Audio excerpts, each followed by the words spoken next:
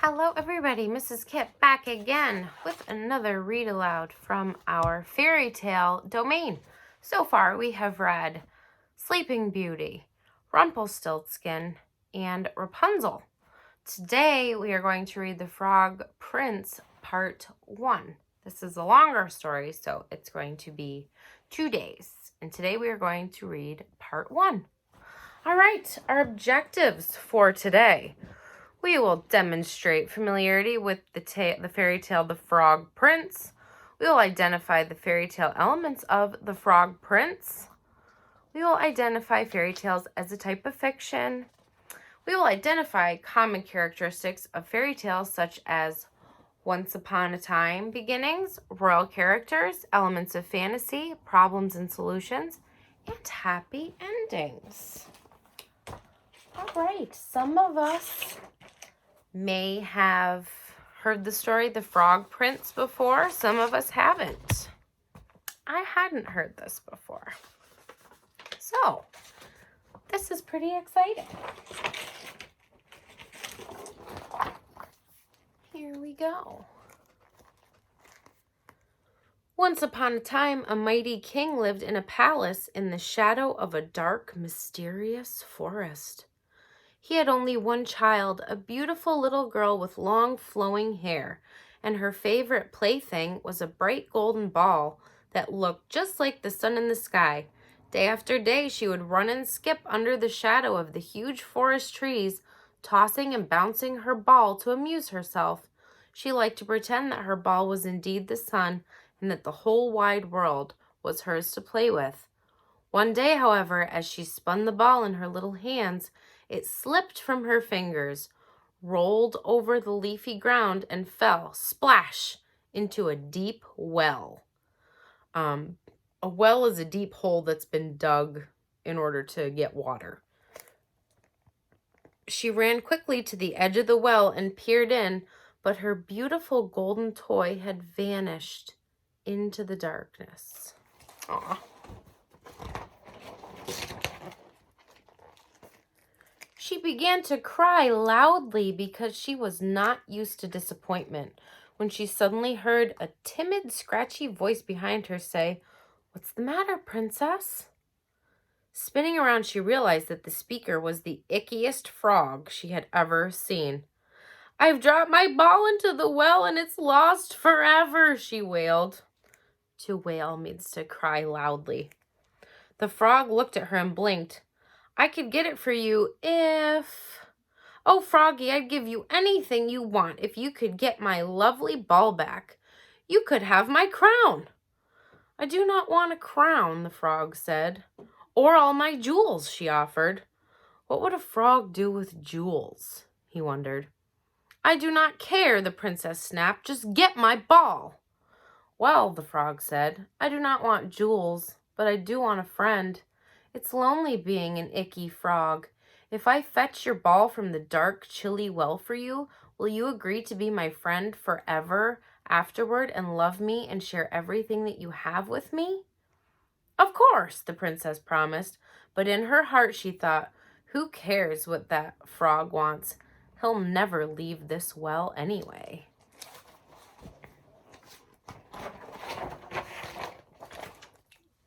The frog did not know her thoughts, however, and he dived eagerly down into the well.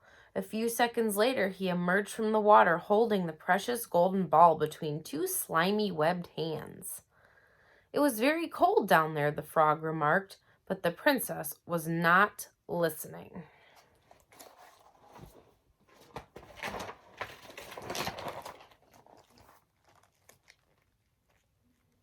"Hooray!" she cried, and seizing the ball, she immediately ran back to the palace. The frog croaked after her, "Wait, I cannot run as fast as you." She ignored him, however, and considered the matter settled. But she's running away. He's sticking out of the well like, "Wait for me."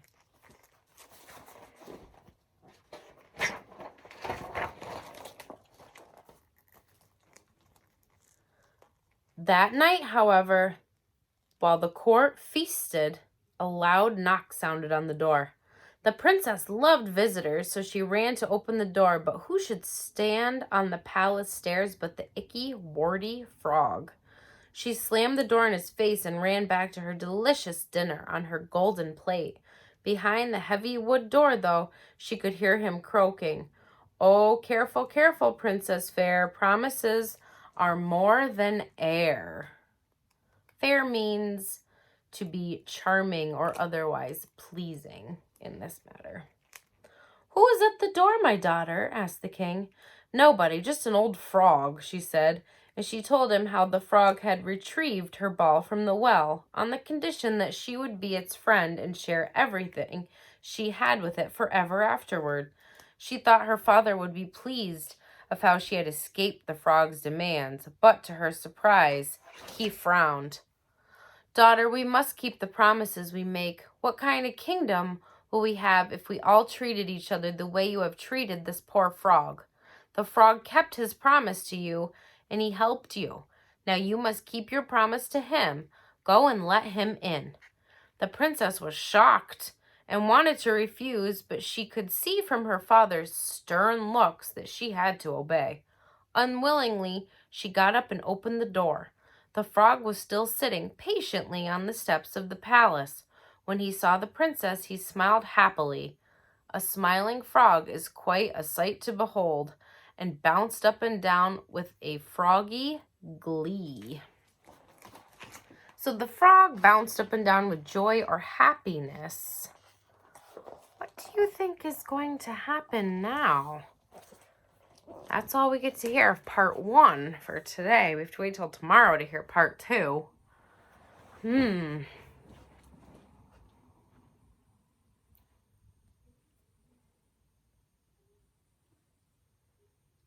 So I think what's going to happen is the frog is going to come and live with the princess at the palace because that was the deal. She has to share everything she has with him now. And maybe they'll become friends. Maybe the frog will be like having a little brother and she'll be annoyed. I don't know. We'll have to wait till tomorrow to find out. But before then, we are going to go over some questions. And maybe you'll give us some clues for tomorrow. Never know. Let's see. All right. At the beginning of the fairy tale, what happens to the princess's golden ball?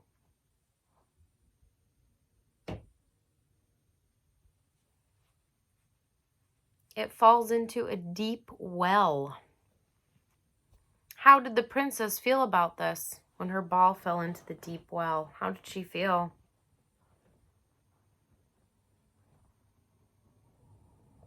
She felt so sad that she wails or cries really loudly because it was her favorite plaything. Who offers to help the princess? The frog. He offered to go in the well and get it for her. How do you think the princess felt when she turned around and saw the frog talking, offering to get her the ball?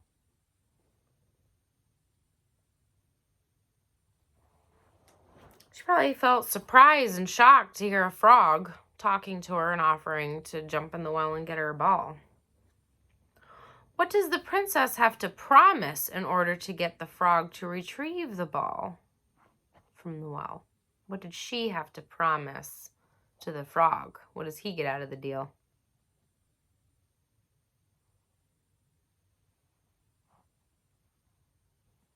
To be a friend, to love the frog, and to share everything with the frog.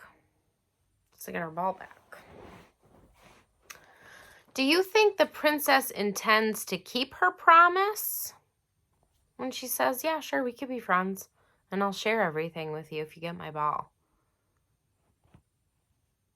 Do you think she was being genuine?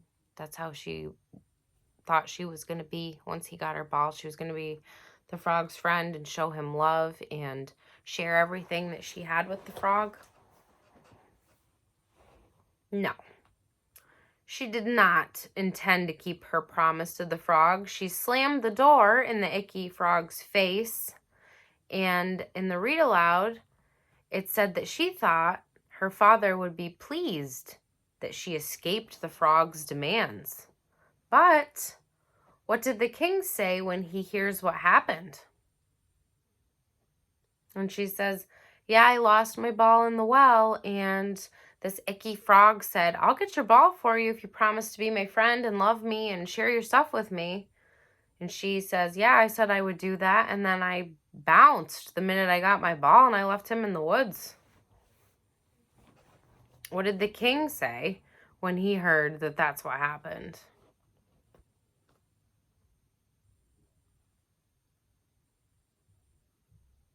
He tells her she needs to keep her promises, that if everybody in the kingdom treated each other that way, that would be a mess. You have to keep your promises. The princess is shocked and wants to refuse, but doesn't. What was another clue that tells why she obeys and lets the frog in the palace after all?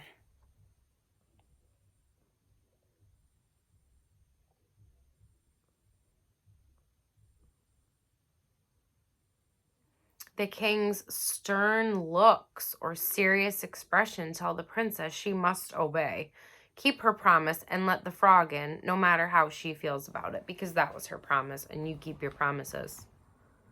How do you think the frog feels when the princess lets him in the palace?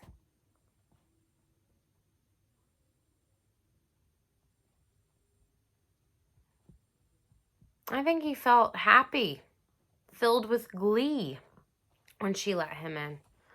How do you think the rest of the court feels about a frog being invited into the palace? So the court is all the members of the royal family, the king, the queen, princess. How do you think they feel about the frog being invited to come into the palace? Well, the story didn't tell us this. How do you think they would feel about a frog coming into the palace?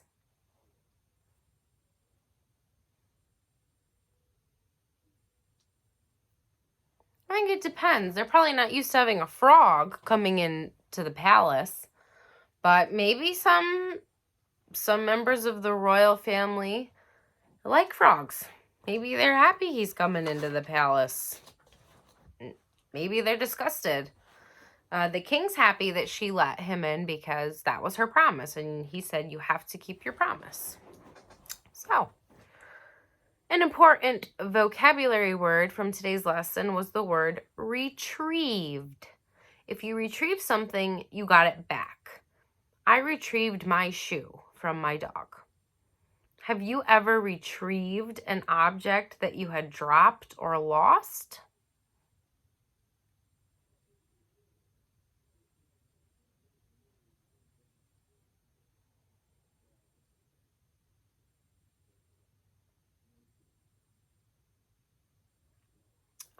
My son Carter plays baseball in the yard all the time. And when his baseballs go over the fence, he has to go retrieve them from everybody else's yards around us. Okay. I have a few more questions of things that you may have retrieved. I wish I could hear your answers, but pretend I am. Pretend I can hear your answers. All right? You can hear mine.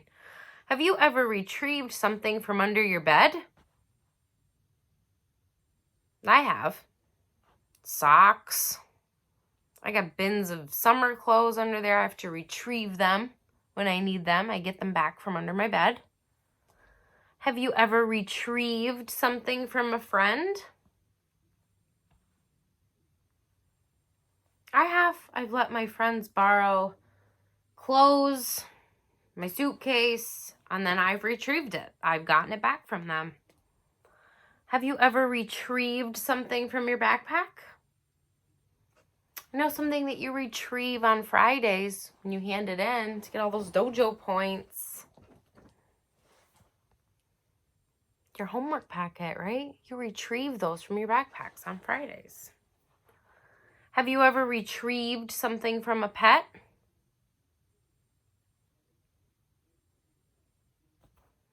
My dog likes to eat socks. I've retrieved socks from my dog before. Have you ever retrieved something from the floor? So if you drop something on the floor, have you ever picked it up, retrieved it? My 2-year-old drops food, forks, spoons, and I retrieve them from the floor every day. I retrieve things all day long. All right, guys, that's it for today. I can't wait to hear Frog Prince Part 2 tomorrow. I'll see you then. Have a good night. Bye.